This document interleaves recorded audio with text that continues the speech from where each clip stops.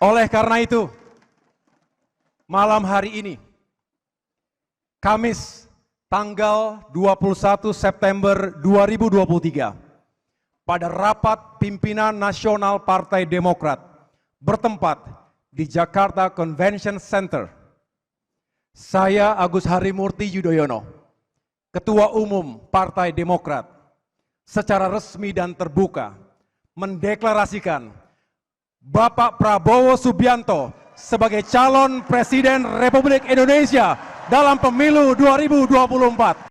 Ketua Umum Partai Demokrat Agus Harimurti Yudhoyono atau AHY secara resmi menyatakan sikap partainya untuk mendukung Prabowo Subianto dalam Pilpres 2024.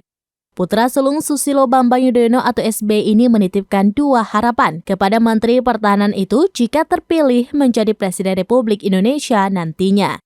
Hal itu dikatakan AHY dalam pidatonya di JCC Jakarta pada Jumat malam 22 September 2023.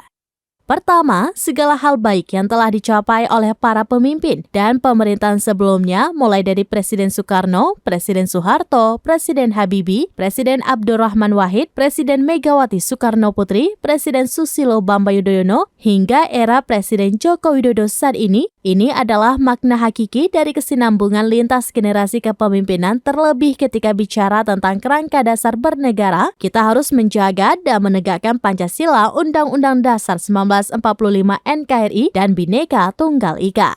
Kedua, segala hal yang belum baik agar diperbaiki dan dilakukan perubahan. Masih banyak persoalan bangsa dan pekerjaan rumah yang harus dituntaskan, baik di sektor ekonomi dan kesejahteraan rakyat, hukum dan keadilan, serta demokrasi dan kebebasan berpendapat.